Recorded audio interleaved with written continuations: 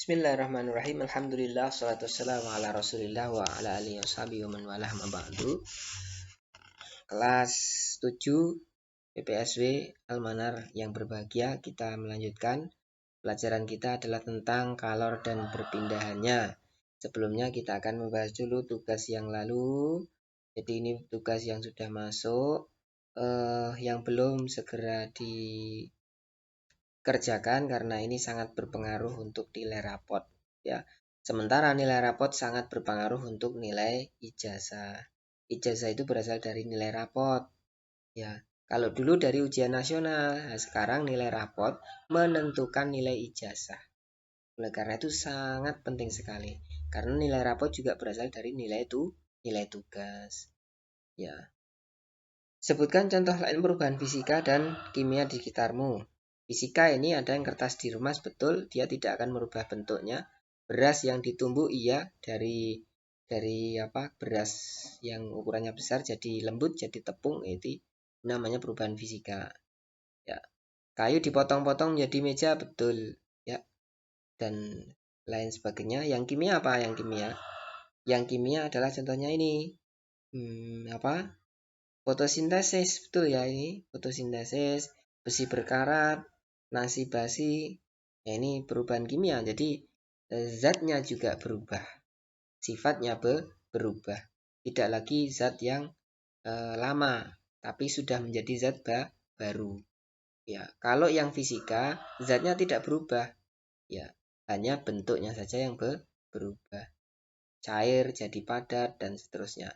Kalau kimia sudah zatnya sudah bentuk zatnya berubah, sifatnya berubah, ya, sudah tidak seperti asalnya lagi. Kita masuk ke kalor dan perpindahannya, ya.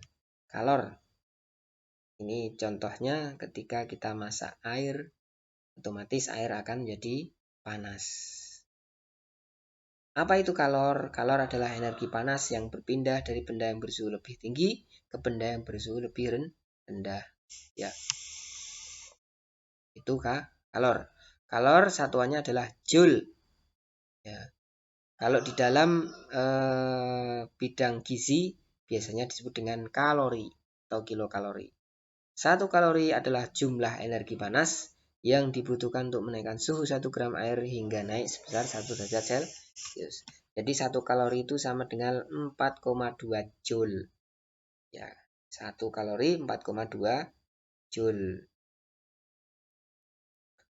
Kita lanjutkan. Energi panas yang disediakan oleh makanan diukur dalam kilokalori, ya. Jadi 90 kalori berapa joule? Ini contohnya makanan. Kalau tadi 1 kalori jumlahnya 4,2 joule, kalau 90 kalori berapa? Ya tinggal dikalikan 90 kali 4,2 joule. Nah, kalor dan perubahan suhu benda. Air jika diberi panas, maka tentu suhunya akan naik. Suhu akan turun asalkan jika kalor dilepaskan dari benda itu. Nah, air panas jika dibiarkan lama-lama akan juga dingin. Nah, hal ini menunjukkan bahwa kalor itu dilepaskan benda ke lingkungan. Nah, apalagi dikasih air es, ya, cepat dingin. Nah, jadi yang mempengaruhi kenaikan suhu benda adalah massa benda, jumlah kalor, dan jenis benda. Ini masing-masing bahan mempunyai kalor jenis yang berbeda-beda. Air misalkan 4184 joule per kilogram kalori. Aluminium juga berbeda, 920. Karbon 710. Kecil, semakin kecil kalor jenisnya. Nah, kalor untuk menaikkan suhu benda bergantung pada jenis benda. Makin besar kenaikan suhu benda, kalor yang diperlukan makin besar juga. Makin besar massa benda, kalor yang diperlukan untuk menaikkan suhu makin besar juga, ya. Sehingga kalor yang diperlukan untuk menaikkan suhu adalah kalor jenis dikalikan massa benda dikalikan kenaikan suhu. Jadi kalor itu berbanding lurus dengan kalor jenis, ya. Atau dirumuskan dalam Q itu kalor yang diperlukan untuk kenaikan suhu. Kemudian kalor jenis adalah C, massa benda adalah M, dan kenaikan suhu adalah delta T. Ya, Q sama dengan CM delta T.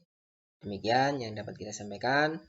Mudah-mudahan bermanfaat. Silahkan kerjakan tugasnya.